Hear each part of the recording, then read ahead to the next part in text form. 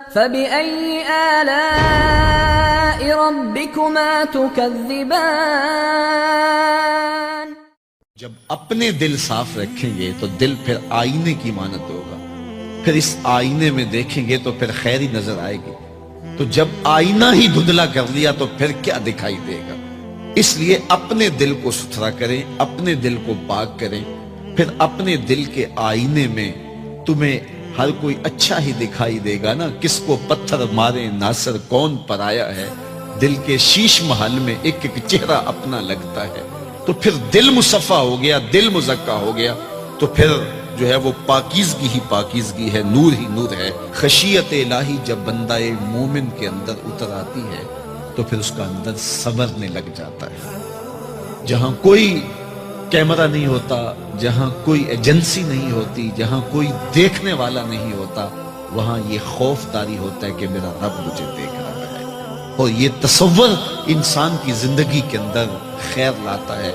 خشیت الہی باطن کو نکھارتی ہے، سجدوں میں لذت پیدا کرتی ہے، رکوع اور قیام میں سرور پیدا کرتی ہے، یہ نیتوں کے اندر خلوص اور للہیت پیدا کرتی ہے، یہ تمہارے اعمال کے اندر حسن پیدا کرے گی۔ اگر اللہ کی خشیت باطن میں نہیں ہے تو کھوکھلے عمل ہوں گے، ریا ان پر مسلط ہو جائے گی، دکھلاوا آ جائے گا، عجب آ جائے گا۔ ہم تو نماز پڑھنے لگ جائیں تو بے نمازیوں کو حقیر سمجھنے لگ جاتے ہیں۔ وہ کیسی نماز ہے جس نے ہمیں تکبر میں مبتلا کر دیا، جس نے ہمارے دماغ میں غرور بھر دیا، ہمیں لوگ بونے بونے اور چھوٹے چھوٹے دکھائی دینے لگے اگر ہم نے جو ہے وہ چند سجدے کر لیے۔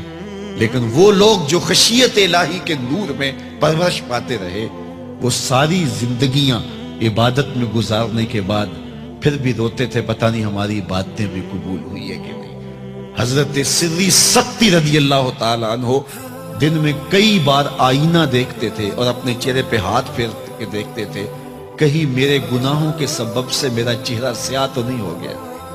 حضرت جنید بغدادی کے سکے ماموں لگتے ہیں، فرماتے ہیں ایک دن حضرت سری سکتی نے مجھے نصیحتیں کی، ایک نصیحت کی تو میرے پاؤں تلے سے زمین نکل گئی۔ کہنے لگے بیٹا جب میں مر جاؤں تو مجھے بغداد سے باہر دفن کرنا۔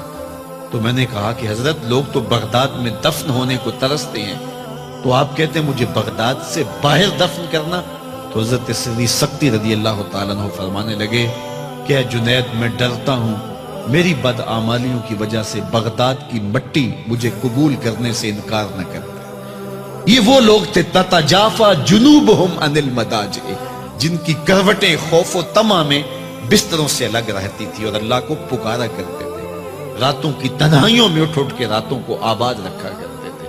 حضرت شیخ سعدی نے لکھا ہے کہ مطاف میں ایک شخص کنکروں پہ پیشانی رکھ کے رو رہا ہے اور کیا کہتا ہے، اللہ مجھے معاف کر دے نہیں تو قیامت کے دن نابینا اٹھانا، تیرا کیا تیرے بندوں کا سامنا نہیں کر پاؤں گا۔ اتنے درد سے روتا ہے کہ سینے میں دل ڈولتے ہیں۔ ایک شخص تو اپنا طواف چھوڑ کے اس کے پاس کھڑا ہو گیا، اس کی پشت پہ ہاتھ پھیرنے لگا، حوصلہ رکھ اللہ بڑا کریم ہے، حوصلہ رکھ اللہ بڑا رحیم ہے، اور اس کو تسلی دینے لگا۔ اور وہ اتنے درد سے روتا ہے، اس کی چیخیں سنی نہیں جاتی، مطاف کے کنکروں پہ اس کے آنسو گرتے ہیں اور کہتا ہے اے اللہ مجھے معاف کر دے نہیں تو نابینا اٹھانا، تیرا سامنا تو بڑی دور کی بات تیرے بندوں کا سامنا نہیں کر پاؤں گا۔ تو شخص نے طواف چھوڑ دیا، اس کو تسلی دینے لگا۔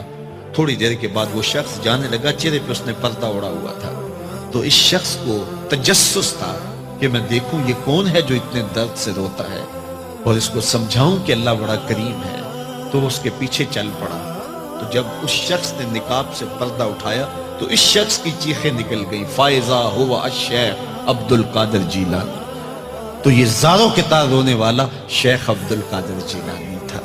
آج پیر کہتا ہے کہ میں تمہیں بخشوا دوں گا، ضمانت فراہم کر رہا ہے۔